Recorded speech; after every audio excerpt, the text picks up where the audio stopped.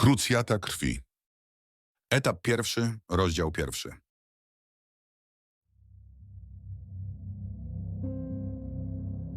Na rozkaz swojego władcy wampiry wyszły z ciemności. Nadszedł dla nich czas zemsty.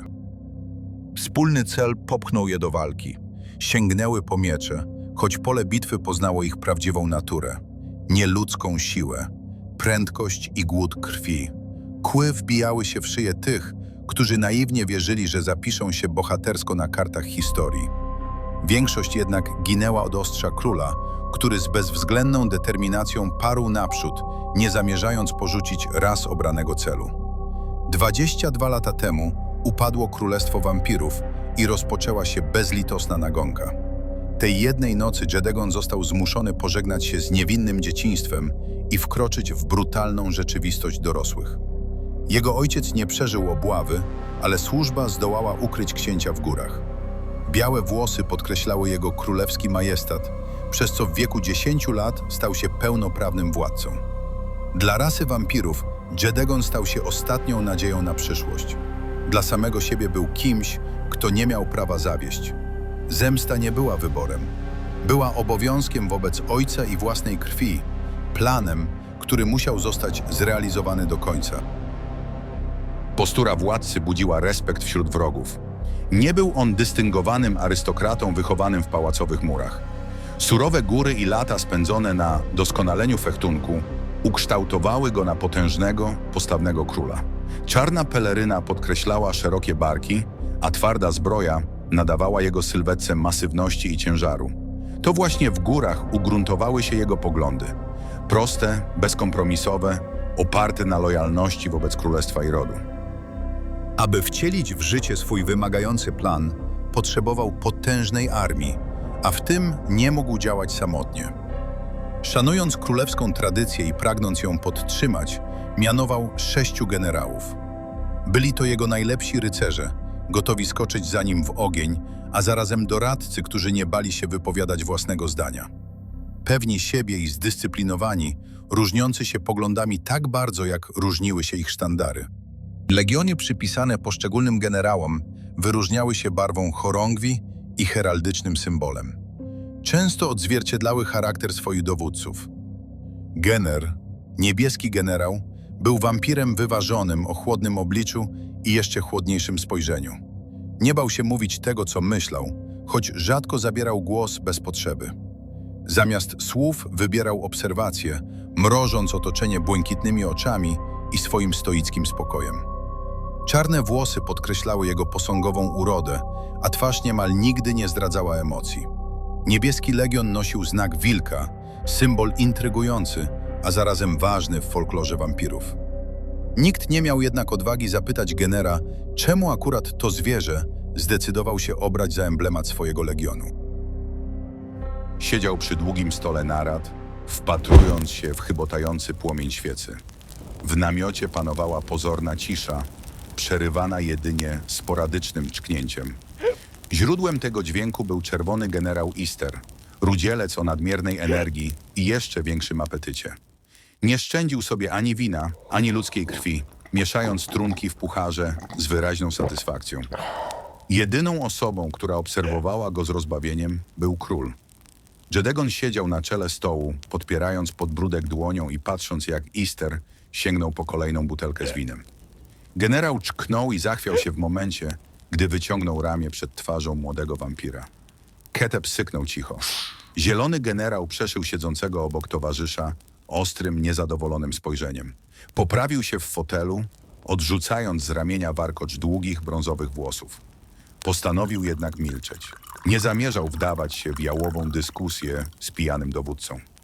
Woń alkoholu dotarła również do Genera, siedzącego naprzeciwko. Niebieski generał uważnie obserwował, jak Ister wlewa ostatnie krople wina do pucharu. Otworzył usta, gotów rzucić złośliwą uwagę, gdy do namiotu wkroczył 4. dowódca. Barczystą posturą przypominał króla i byli równego wzrostu. Łatwo można było go pomylić z bratem Jedegona, gdyby nie włosy, które lśniły srebrzystą szarością.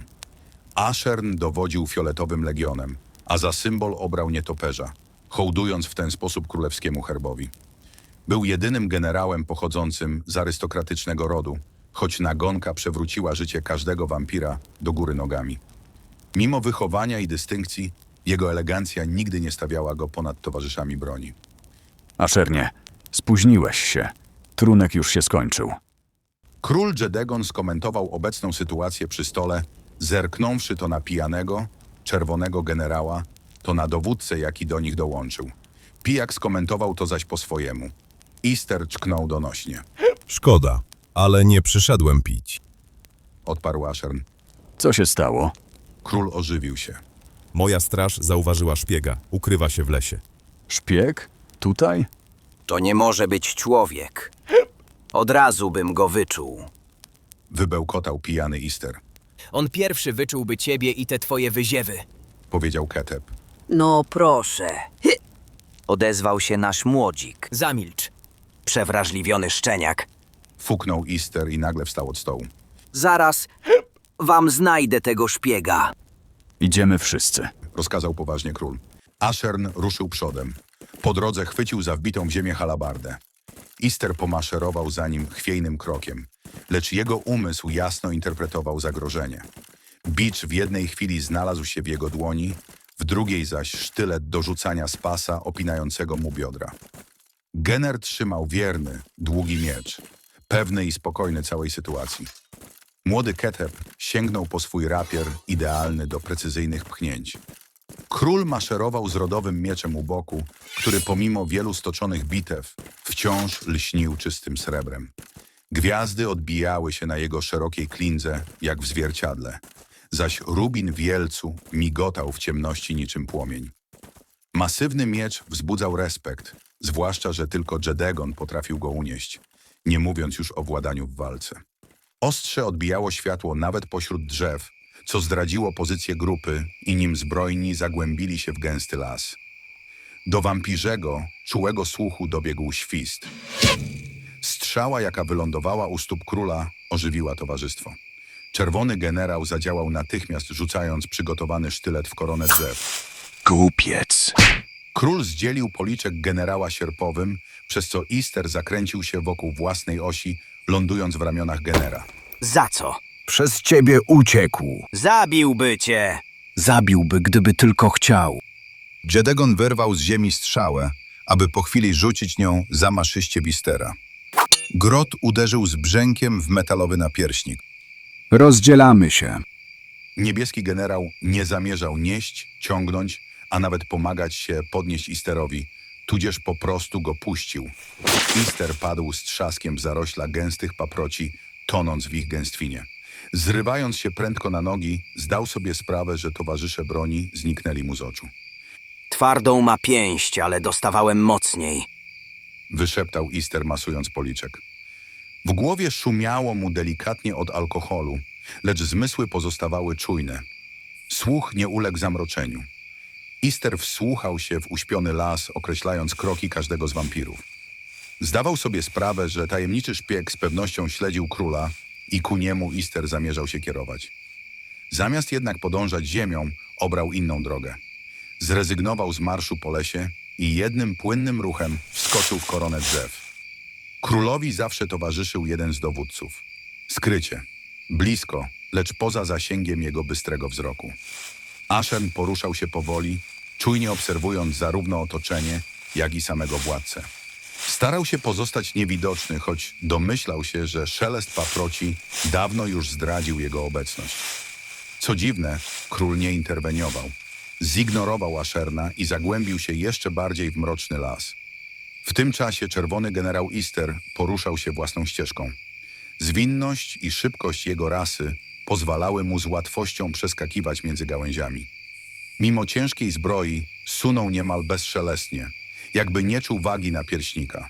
W mroku gęstego lasu czerwona peleryna przybrała odcień głębokiego bordo, stapiając się z cieniem i pomagając mu pozostać niewidocznym. Przycupnął na jednej z gałęzi, zaskakując odpoczywającą sowę. Zamknął oczy, skupił się na dźwiękach. W szumie liści wyłapał coś obcego. Rytmiczny stukot, drżenie powietrza, wibracje cięciwy. Mam cię. Wyszeptał Easter i skoczył przed siebie. Druga strzała przecięła mgłę i wbiła się w ziemię, tuż obok trzewika króla. Atak zwrócił jego uwagę i zdradził pozycję szpiega. Czerwony generał wyskoczył z mroku na koronę rozłożystego dębu. Sztylet był już w jego dłoni, gotowy do rzutu, gdy w ostatniej chwili zawahał się, uważnie świdrując wzrokiem wyprostowaną sylwetkę. Zakapturzona postać odwróciła się spokojnie w jego stronę, trzymając łuk.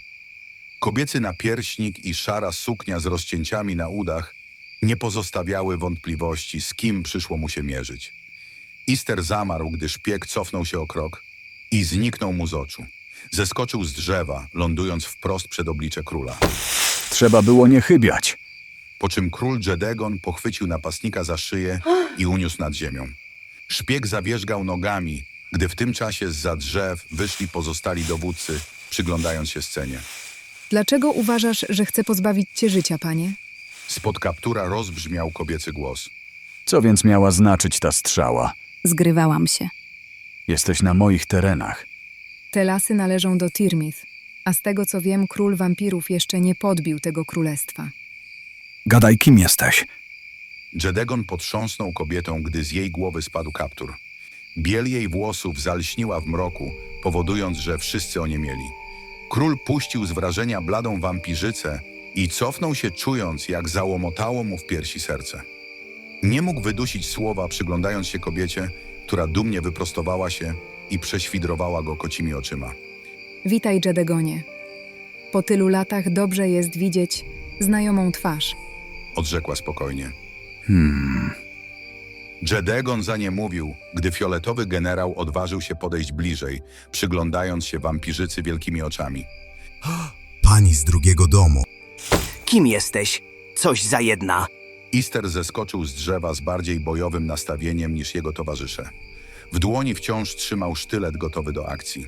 Białe włosy szpiega go nie ominęły, ale nie zrobiły na nim żadnego wrażenia. Liczył się fakt, że ów wampirzyca ośmieliła się mierzyć do własnego króla. Ister. Zwrócił się do niego zaskoczony Ashern. Więcej szacunku. To królowa. Przecież widzę, że ma białe włosy. Nie jestem ślepy. Istnieje ryzyko, że mogła je ufarbować. Lerda?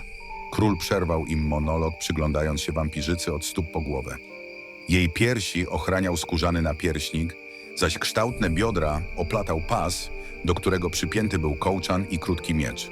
Pod czarnym płaszczem szczupłe ciało podkreślała szara suknia z gorsetem. Wzrok króla przyciągnęły nogi widoczne w rozcięciu sukni, ukryte w kozakach, sięgających aż do bioder. Przed jego obliczem stała wampirzyca o porcelanowej urodzie, choć pociągłej, ostrej twarzy. Spoglądała na niego złotymi oczami spod długich rzęs. Znał te oczy. Śnił o nich, gdy zamartwiał się o jej los. Minęło sporo czasu od nagonki. Powiedziała łagodnie, posyłając królowi uśmiech. Zostawcie nas samych. Król zgromił generałów gniewnym spojrzeniem. Zalecam przemyśleć tą decyzję, Jedegonie. Natychmiast. A warknął, przerywając generowi. Dowódcy skłonili się i wrócili w mrok lasu. Rudy Ister obejrzał się za wampirzycą, ale nie było szans na przechwycenie jej spojrzenia. Ostatni raz zerknął jednak na jej łuk i zniknął, pozostawiając parę w uśpionej puszczy. Zapamiętałem cię jako dziecko, gdy teraz stoisz przede mną w całej swojej okazałości. Rozkwitłaś. Zamartwiałem się o ciebie cały czas, mimo nagonki, jaka wywróciła moje życie do góry nogami. Zmieniła i moje. Bałam się, że już się nie zobaczymy. Nie dawałaś żadnych znaków. Nie wysyłałaś żadnych informacji przez 2 dekady.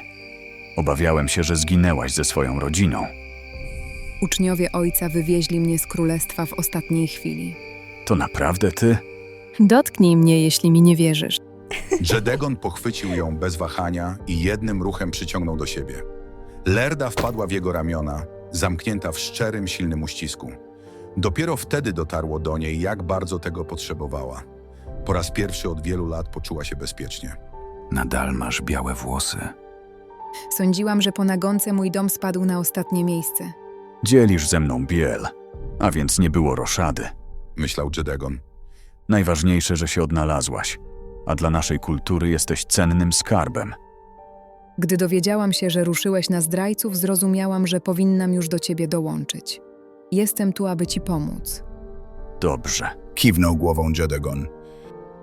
Cieszę się, że się odnalazłaś. Nawet nie wiesz, ile to dla mnie znaczy. Przy mnie będziesz bezpieczna, ale najważniejsze jest to, że będzie można odbudować ród. Jedegonie, nie jestem jeszcze królową, aby... Porozmawiamy o tym później. Jedegon pociągnął za sobą wampirzycę, wracając do obozu. Milczał. W głowie poczęły wracać wspomnienia związane z Lerdą. W dzieciństwie wolał szkudzić i bawić się w królewskich korytarzach z rówieśnikami, niż przesiadywać z dziewczynką. Rodzice mieli jednak względem nich poważne plany i chcieli przyzwyczaić do siebie pociechy od najmłodszych lat. Jedegon wiele razy myślał o Lerdzie, gdy ukrywał się w górach. Miał nadzieję, że przetrwała nagonkę, ale nigdy nie dostał na jej temat żadnych wieści. Z serca spadł mu kamień, gdy zobaczył ją po tych 22 latach całą i zdrową, gdyż ród Lerdy był wyjątkowy. Słynął ze świetnych łuczników oraz czarnoksiężników, parających się szarą magią, stając się jej przedstawicielami w Radzie Magicznej. Jedegon obejrzał się skrycie za Lerdą, widząc jak patrzyła pod nogi, gdy przedzierała się przez leśne runo. W ręce trzymała pewnie swój łuk. Król zdał sobie sprawę, że nie miał już do czynienia z małą pyskatą wampirzycą, a piękną kobietą, na której można było zawiesić oko. Najbardziej zaciekawiły go białe włosy, które nadal miała Lerda. Splot tragicznych wydarzeń oraz upadek królestwa wampirów widocznie nie był w stanie wpłynąć na zasadę lordowskich domów. Jej włosy były jak sygnał ostrzegawczy, który Ashern, fioletowy dowódca, szybko rozpoznał. Znał doskonale prawo roszady. Pochodził bowiem z jednego z 20 rodów i tak samo jak Jedegon musiał ożenić się z wampirzycą z niższego domu. Umożliwiało to hrabinom wskoczyć na wyższy szczebel w hierarchii, a ich rodzinom żyć w zaszczycie. Dowódcy nie odezwali się ani słowem, gdy w obozie pojawiła się Lerda. Przeszła między nimi bez spojrzenia, maszerując wiernie u boku swojego króla. Cisza, jaka po niej zapadła, była głęboka. Czy to naprawdę Lerda von Ren? Odezwał się w końcu niebieski generał, ściszając głos. Wiele słyszałem o jej rodzinie. Dopiero gdy sylwetka wampirzycy zniknęła za płótnem namiotu, skierował spojrzenie na Asherna. Wiedział, że arystokracie nie obce są plotki z salonów. To ona. Córka mistrza szarej magii i wnuczka najlepszego łucznika, który jako jedyny mógł konkurować z elfami. A więc do obozu dołączyła królowa. Wtrącił się Keteb. Rodzice zapoznali pociechy we wczesnym dzieciństwie, aby było łatwiej je zeswatać. Nagonka ich rozdzieliła, ale jak widać Jedegon nie zapomniał przyrzeczonej mu kobiety. Mówił Ashern. A zresztą nie raz, nie dwa o niej rozmawialiśmy. Do ich uszu dobiegł stukot kopyt. Generałowie ożywili się, wyrwani z rozmyślań. Jeździec nadjeżdżał od północy, trzymając się granicy lasu. Kierował się prosto ku centrum obozu, gdzie wznosił się największy namiot. Miejsce narad. Wiedzieli, że musi na nich trafić. Postanowili więc na niego poczekać. Och, cudownie, to derm! Ucieszył się zielony generał. Keteb rozpromienił się i wyszedł mu naprzeciw. Jeździec zatrzymał konia jednym, pewnym ruchem. Zwierzę parsknęło, lecz uspokoiło się w momencie, gdy Keteb poklepał rumaka po szyi. Długo cię nie było. Zaczynałem się martwić. Odezwał się Keteb. Niepotrzebnie. Odparł Derm spokojnie, zsuwając się z siodła. Odrzucił długie brązowe włosy do tyłu i spojrzał na ponure miny dowódców. Brązowy generał miał oblicze typowe dla wampira. Pociągłą twarz i haczykowaty nos. Zmarszczki przy oczach i ustach nie były oznaką słabości, lecz doświadczenia. Wyraźnie zarysowane kości policzkowe nadawały mu surowości. Spośród wszystkich generałów Derm przeżył najwięcej wiosen. Jego pewne siebie spojrzenie sprawiło, że tylko niebieski generał odważył się zmierzyć z nim wzrokiem. Co tak stoicie jak chochoły? Jedegon wyrzucił was z narady? Brew Derma uniosła się, a on sam oparł pewnie o siodło. Król ma gościa. Odpowiedział Gener wyważonym głosem. Gościa? Twarz Derma spoważniała. To wampirzyca. Zachichotał Eastern. Król postanowił się zabawić? Z namiotu narad dobiegało stłumione światło świec, a echo poniosło subtelny śmiech kobiety. Brew Derma uniosła się ponownie w momencie, gdy na dłoń opartą o siodło wylądował sokół. Ptak pisnął, łapiąc równowagę za pomocą rozpostartych skrzydeł. Brązowy generał oplótł pętami palce i śmiałym krokiem ruszył ze swoim niecodziennym towarzyszem w stronę namiotu. Dermie, już wróciłeś. Król ucieszył się na jego widok. Gotowy był polać mu krwi, choć jego uwagę zwrócił Keteb, jaki wszedł za brązowym generałem. Gdzie jest Relwen? Zapytał poważnie. Został na miejscu. Rzekomo chce dokładniej rozejrzeć się w królestwie. Ale ja mam co do tego inne zdanie. Zostawiłeś go samego? A miałem go niańczyć? Fuknął Derm. Dosyć, że muszę rozstrzygać spory całej tej dowódczej bandy. To mam ich jeszcze uwiązać do swojej nogi? Przeceniasz moje możliwości, Jedegonie. Jakie wieści z Tirmith? Król zmienił temat. Szykują się. Ludność cywilna opuściła królestwo kilka dni temu, a więc posilimy się tylko żołnierzami. A król? Pozostał w królestwie. Derm odparł pewnie, po czym spojrzał na Lerdę siedzącą przy stole. Spotkał się z nią spojrzeniem. Nie przedstawisz mnie? Etykieta topornie wchodziła mi do głowy. Jedegon nalał Lerdzie krwi do srebrnego kielicha. Dermie, to Lerda Vonren. Lerdo, to Derm. Mój brązowy generał z najbardziej ciętym językiem i magicznymi sztuczkami w rękawie. Skąd pewność, że to oblubienica? Generał wszedł królowi w słowo, czując na sobie jego niezadowolony wzrok. Zignorowawszy je jak zwykle, Derm postąpił krok do przodu, kładąc dłoń na rękojeści szabli wystającej spod peleryny. Jesteś czarnoksiężnikiem, Dermi? Lerda wstała od stołu. Dużo powiedziane. Odrzekł. Nie dokończyłem nauk. Nie szkodzi. Lerda wysunęła w jego stronę dłoń. Mimo wszystko chcecie mieć po swojej stronie. W namiocie rozbrzmiała cisza i napięcie, które podkreślała wisząca w powietrzu dłoń wampirzycy. Derm przerzucił sokoła na ramię, aby zdjąć rękawice. Postąpiwszy krok, uczynił to z jeszcze większą pewnością, szykując się na gest. Wszyscy domyślali się powitania, ale dłonie nowo poznanych osób w ogóle się nie dotknęły. Razem zawisły w powietrzu, gdy nagle Derm syknął pod nosem. Machnąwszy ręką i strzelając palcami, chciał, aby uderzenie gorąca jak najszybciej rozeszło się po kościach. Przesłaną energię skomentował złośliwym uśmieszkiem. Moja pani. Skinął z uznaniem głową. Przygotuj dla Lerdy namiot. Wtrącił się król. Ma zostać przyłączony do mojego. To czerwoni stawiali obóz. Pogoń więc Istera do roboty i dopilnuj, aby zrobili to szybko. Derm skomentował rozkaz głośnym westchnieniem. Przewrócił oczami, ale nie zamierzał dyskutować z Młokosem. Odszedł bez pożegnania czy ukłonów, ciągnąc za sobą młodego Keteba, nie odstępującego go na krok. Czy to naprawdę nasza królowa? Zapytał zielony dowódca. Tak, Mruknął Derm. jej ojciec był najsilniejszym czarnoksiężnikiem wampirzej magii i zasiadał w Radzie na Semurii. W Lerdzie tli się sporo energii, co oznacza, że zamierza odbudować prestiż.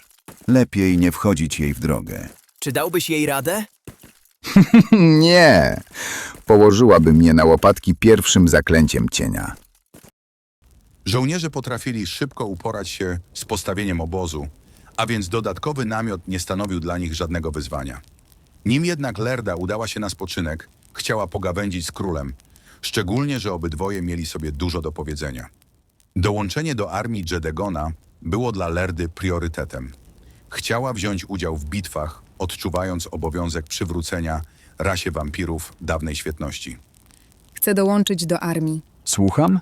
Brwi Jedegona uniosły się. Przydam się. Jestem wyśmienitym łucznikiem i potężnym magiem. Umiejętności mojego rodu sprawdzą się na polu bitwy. Wojny są domeną mężczyzn. Zemsta zaś orężem kobiet. Jedegon ukrył się za kielichem, biorąc głęboki haust słodkiej krwi. Byłbyś niemądry, gdybyś sądził, że nie mierzyłam się z osobistymi zagrożeniami. Mówiła Lerda. Dołączyłabym do ciebie wcześniej, szczególnie gdy osadziłeś się w Wonom, ale musiałam dokończyć własne sprawy. Domyślam się, że i ciebie śledzono. Wdałam się w wiele wymagających pojedynków. Zabójcy ściągali do mnie jak ćmy do światła, choć muszę przyznać, że to dzięki nim wprawiłam się w szarej magii. Wolałbym wysłać cię do Wonom, abyś tam była bezpieczna. Lerda opadła na fotel. Na jej twarzy wymalowało się niezadowolenie, które nie wytrąciło króla z równowagi. Od kiedy stałeś się taki wrażliwy, mój panie? Od kiedy się pojawiłaś? Mruknął pod nosem. Drży przed tobą cały kontynent, od kiedy ruszyłeś w bój. Nikt do tej pory nie rozbił twojej armii. A ty uważasz, że w obozie wojskowym króla wampirów nie będę bezpieczna? Cóż za niedorzeczność. Nie chcę już nikogo stracić. Ja również. Ale przetrwamy razem tylko wtedy, gdy będziemy sobie pomagać. Piękne frazesy pani z drugiego domu. Nie jestem próżną arystokratką. Całe życie podróżowałam, uciekałam, ukrywałam się. Byłam w ruchu, ucząc się magii, aby pewnego dnia do ciebie dołączyć. Nie psuj tej chwili. Jedegon posłał Lerdzie zawadiacki uśmieszek. Uczono mnie fechtunku, etykiety, a nawet retoryki. Ale nikt nie przygotował mnie do tego, że królowa może mnie przegadać. Nie jestem królową. Jeszcze nią nie jesteś. Dołączę do wojska, choćbyś mnie wygnał na koniec świata. Taką cię zapamiętałem. Mruknął Jedegon. Upartą i pyskatą. Ty zaś wywyższasz się wyżej niż stoisz. Złośliwość rozbawiła króla, jaki zaśmiał się szczerze. Jedyną osobą, która potrafiła mu do tej pory dogryźć, był brązowy generał. W tej chwili okazało się, że będzie musiał walczyć o pierwsze miejsce z królową. Widocznie ciężkie czasy utwardziły i Lerdę, jaka nie gryzła się w język. Nie był jej straszny gniew króla, choć do tej pory zdołała go jedynie rozbawić. Jesteś zmęczona. Z pewnością podążałaś za armią całymi tygodniami. Pora odpocząć.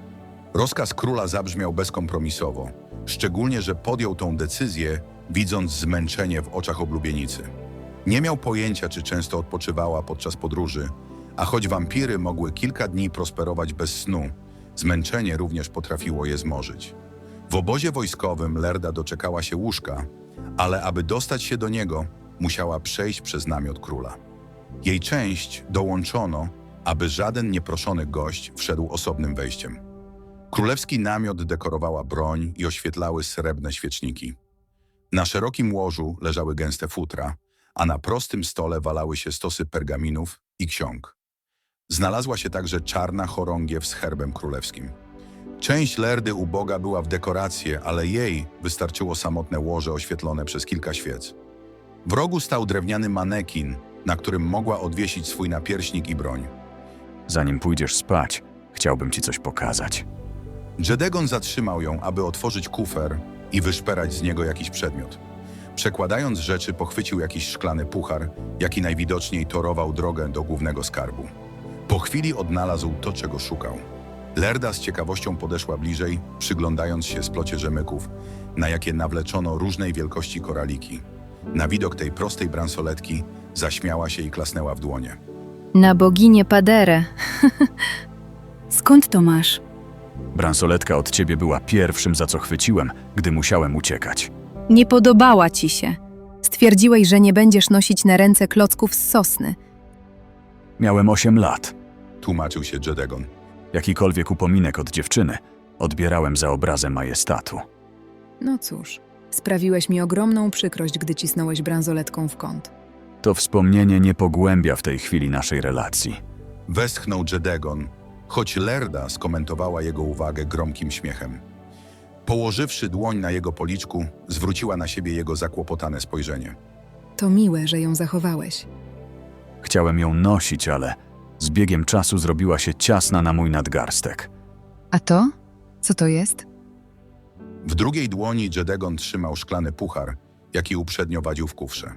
Na jego gładkiej powierzchni znajdował się jakiś napis skrzętnie ukryty wśród wyfrezowanego wzoru. To pamiątka rodzinna niebieskiego generała. Prosił, abym ją u siebie przechował. Dlaczego? W moim kufrze generał Easter nie ma odwagi baraszkować. Uśmiechnął się Jedegon. Czerwony generał? Zgadywała Lerda. Narwaniec i szaleniec. Ale takiego dowódcy mi potrzeba. Jedegon obrócił w palcach puchar, przyglądając się z namysłem napisowi. Umilkł, intrygując wampirzycę swoim stanem. Wszystko w porządku? Zapytała Lerda. Tak. Myślałem, czy może nie przekonam cię jeszcze do butelki wina na dobry sen? Czemu nie? Zdejmę z siebie tylko zbroję, bo zaczyna mi ciążyć. Doskonale. Zadowolony Jedegon z impetem postawił puchar na stole, gdy wybrzmiał trzask. Dźwięk zatrzymał Lerdę, a na twarzy króla wymalował panikę. Jego dłoń zadrżała, lekko trzymając w uścisku jedynie czarę kryształowego naczynia. Stojąca na stole samotna nóżka odbiła złowrogo światło świec ostrą krawędzią. O cholera. Jedegon odskoczył od miejsca zbrodni, gdy druga część pucharu wyślizgnęła mu się z rękawicy i padła u jego stóp, roztrzaskując się na kawałki. Kurwa! Gener mnie zabije! Krzyknął Jedegon. Jak ty to zrobiłeś? Pisnęła Lerda. Kawałki kryształu migotały na ziemi jak lód. Król odsunął się od nich, obawiając, że nadepnie na jeden z nich i całkowicie zdekapituje jakże sentymentalny dla generała przedmiot. Lerda zaczęła szybko zbierać puchar, przyglądając się krawędziom i łącząc je prowizorycznie, aby zorientować się w częściach. Skleisz go magią przed wschodem słońca? Zapytał król. Szara magia nie zajmuje się rekonstrukcją rzeczy. Może Derm da radę. Powinieneś powiedzieć generowi o rozbitym pucharze. Nigdy. Ryknął. Gener mnie zabije. Trzeba go złożyć, nim się o niego upomni. Muszę zagłębić się w księgi magiczne. W gildii Tirmit coś powinno się znaleźć. Auć! Zostaw to! Lerda upuściła kawałki pucharu, przyglądając się jednemu z palców, na którym powiększyła się kropla krwi. Jedegon pochwycił ją za nadgarstek i pociągnął z ziemi. Z uwagą przyjrzał się drobnej ranie, by po chwili rzucić Lerdzie zalotne spojrzenie. Ucałowawszy dłoń, pozwolił, aby krew otarła mu się o usta. Słodka. Wymruczał. W dopilnowaniu obowiązku przeszkadzał nie kto inny jak czerwony generał. Wyciągnięcie go nietrzeźwego z namiotu nie było łatwą sprawą, a trzymający się go alkohol dodał mu odwagi. Derm musiał rzucić kilkoma ognistymi strzałami, aby Ister przestał pyskować, a zatańczył tak, jak mu zagrał. Oglądanie potulnego Istera potrafiło sprawić satysfakcję. Tudzież zielony generał oglądał z przyjemnością, jak wypełnia swoje dodatkowe obowiązki. Miodem dla uszu były komentarze Derma, jaki nie szczędził sobie krytykować Rudzielca. Mimo wszystko obydwaj dopilnowali, aby część dla królowej została postawiona jak najszybciej. Po wypełnieniu rozkazów każdy z nich mógł udać się na spoczynek. Noc trwała w najlepsze, a więc nie mieli zbyt dużo czasu na sen. W osobistym namiocie brązowego generała czekała na niego służąca. Szczupła wampirzyca ubrana w biały habit, kibić miała przepleciony brązową szarfą. Ten prosty strój informował wszystkich w wojsku, komu na wyłączność służyła i co ciekawe była nietykalna. Wampirzyca pokłoniła się swojemu panu z wymalowanym uśmiechem. Od razu wzięła się za rozpinanie ciężkiej peleryny i zbroi. Nie chcesz odpocząć, Ketebie? Generał Derm posadził sokoła na berle. Nie spałeś już od kilku dni. Zielony generał z zakłopotaniem rozejrzał się po namiocie przyjaciela, pełnego kufrów z księgami. Jego stół zasypany był pergaminami i notatnikami, w którym zapisywał inkantacje z żywiołu ognia. Wolę jeździć konno, niż kolejny raz przeżywać koszmary senne. Rozmawialiśmy o tym już wiele razy i swojego zdania nie zmienię. Uważam, że jesteś dla siebie zbyt surowy i pozwalasz, aby poczucie winy zjadało cię od środka. Te sny nie odpuszczają. Omawialiśmy to wspólnie i doszliśmy do wniosku, że trudno wymagać od 5-letniego chłopca umiejętności władania mieczem. Derm położył z otuchą dłoń na jego ramieniu. Ketebie, nie torturuj się tym. Dałbym wiele, aby cofnąć się w czasie, żeby uratować siostrę. Cholerne elfy. Warknął. Nienawidzę ich. Mam nadzieję, że Jedegon wypowie im wojnę. One także brały udział w nagonce, choć miały tupet, aby przypłynąć tutaj z Wysp Księżycowych. Nie jestem pewien, czy Jedegon wypowie im wojnę, ale oficjalnie nasze rasy są wrogami. Mimo wszystko będziesz musiał ustalić z królem pewną kwestię. To znaczy, Który z was dokona zemsty na księciu leśnych elfów?